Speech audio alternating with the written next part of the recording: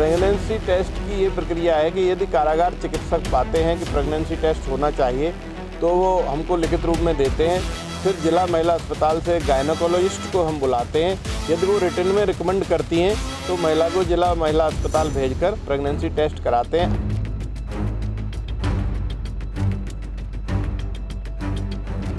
मुस्कान ने सरकारी वकील की मांग की थी, उसके बाद में अब साहिल भी सरकारी वकील की मांग कर रहा है, क्योंकि जेल प्रशासन का कहना है अभी तक इन दोनों आरोपियों से मिलने कोई भी इनके परिवार या जानकार जेल में अभी तक संपर्क नहीं साधा, ना कोई इनसे मिल पाया।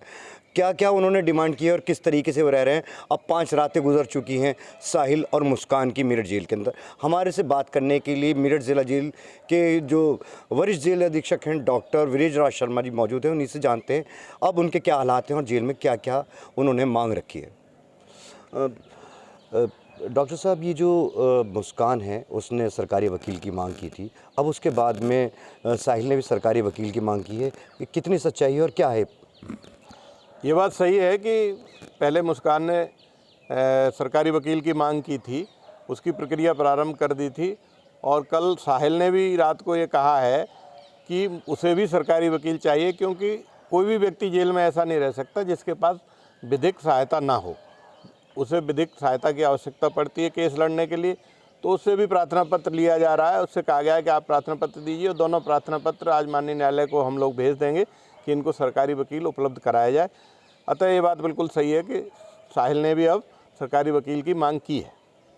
अच्छा, बताया जा रहा है कि जो मुस्कान है उसका प्रेगनेंसी टेस्ट हुआ है या कराया जाएगा?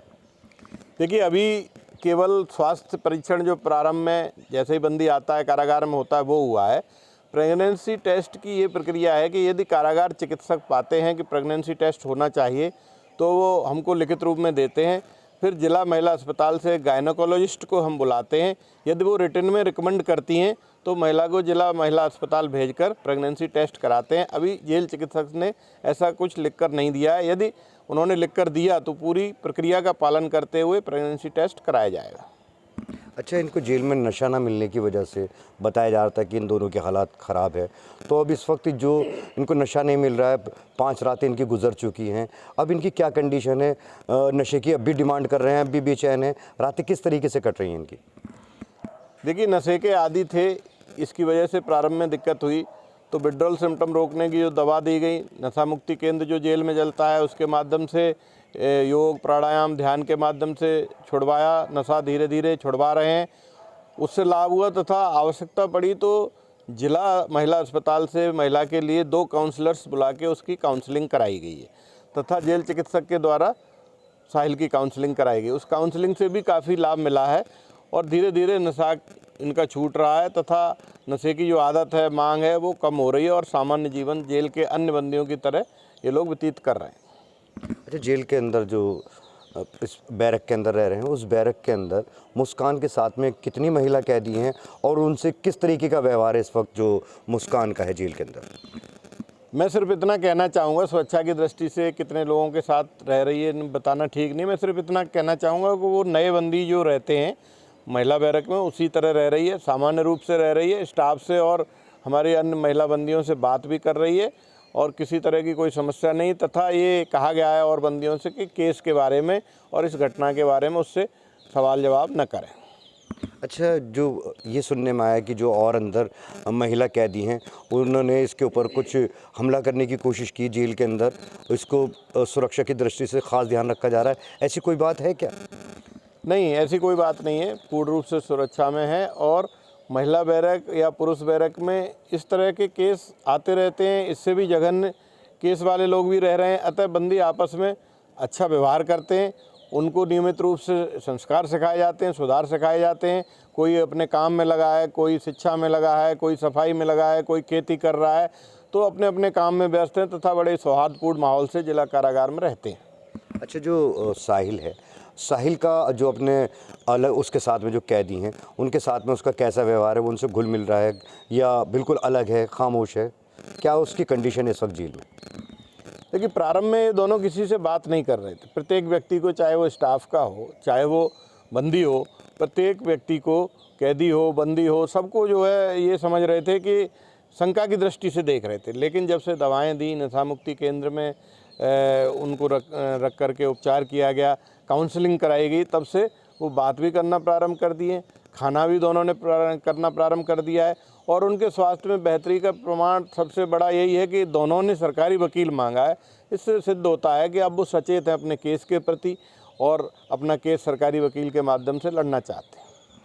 इन्होंने कोई इस तरीके की साक्ष्य भी प्रस्तुत किए हैं जिसके अंदर ये साबित होता हो कि ये दोनों पति पत्नी हैं? क्योंकि बताया जा रहा था कि जिस दौरान ये घूमने गए हैं तो वहाँ इन्होंने शादी कर ली है। नहीं, अभी दोनों ने इस तरह का कोई साक्ष्य प्रमाणित नहीं दिया है जो कि विधिक रूप से प्रमाणित हो, न कहा है कि वो पति पत्नी है, ऐसा अभी दोनों ने नहीं कहा है, न कोई साक्ष्य दिया है। अगर वो ऐसा साक्ष्य दे पाते हैं तो तब क्या इनकी मुलाकात होनी संभव है? देखिए, कारागार में केवल उन्हीं लोगों की मुलाकात होती है या तो रक्त से जो संबंधित होते हैं, जैसे बाप बेटा, माँ बेटी, माँ बेटा, या पति पत्नी का जो रिश्ता होता है। यदि ऐसा कोई साक्ष्य जो विधिक रूप से पति पत्नी के रूप में मान्य है तो उस पर नियमानुसार जेल मैनुअल के अनुसार कार्रवाई की जाएगी। जो सुविधाएं अन्य बंदियों को मिलती हैं उनको भी मिलेगी। तो क्या इस तरीके के अगर रिश्ते होते हैं तो उसके अंदर मुलाकात कितने समय में हो सकती है और क्या उसके वो विधिक है? जेल मैनुअल के अनुसार 15 दिन में जो बंदी रक्त संबंध वाले या जो बंदी पति पत्नी हैं वो बंद हैं तो उनकी मुलाकात हम लोग कराते हैं ताकि उनके अंदर डिप्रेशन, फ्रस्ट्रेशन ना आ सके, अपना जो केस है उसके बारे में डिस्कस कर सकें, परिवार के बारे में डिस्कस कर सकें। तो जो सुविधाएं अन्य बंदियों को दी जाती हैं उनको भी दी जाएंगी। अच्छा, जेल में सज़ा के दौरान अगर ये मुस्कान और साहिल अगर ये चाहते हैं कि ये दोनों आपस में शादी कर लें तो क्या ऐसा संभव है कि जेल में रहते हुए इन दोनों की शादी की जा सकती है? नहीं, इस तरह का कोई प्रावधान नियमों में और जेल मैनुअल में नहीं है।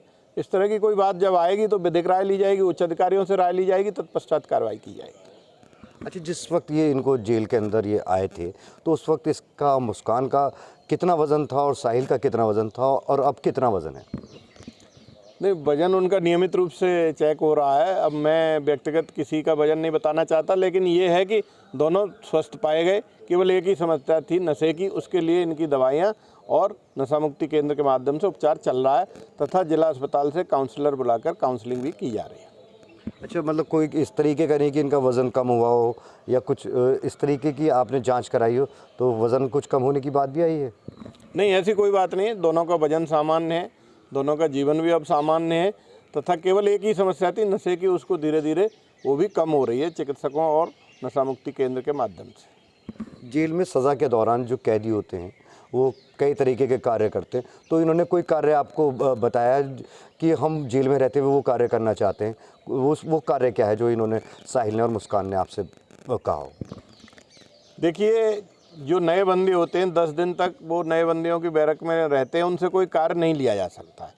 10 दिन के बाद जब उनकी बैरक अल्फ़ाबेटिकली क्रम में, वर्णानुक्रम में हम लोग बदलेंगे, तब उनसे पूछा जाएगा या वो स्वयं प्रार्थना, चूँकि अंडर ट्रायल हैं तो अगर करना चाहेंगे तो उनसे कार्य कराया जाएगा। उनकी जो इच्छा होगी, जैसे कोई खेती का कार्य करता है उसको खेती का दिया जाता है, कोई अगर कंप्यूटर में प्रशिक्षित है तो कंप्यूटर का दिया जाता है, कोई अगर पढ़ाने लिखाने में तो उसको शिक्षा मित्र बना दिया जाता है। तो जो कार्य उसका वो लोग कहेंगे और प्रार्थना पत्र देंगे तो अन्य बंदियों को जिस प्रकार कार्य मिलता है उनको भी मिलेगा। ये थे हमारे साथ वरिष्ठ जेल अधीक्षक डॉक्टर वृद्धराज शर्मा, जिन्होंने बताया कि अब मुस्कान के बाद में साहिल ने भी कानूनी मदद मांगी है और सरकारी वकील की मांग की है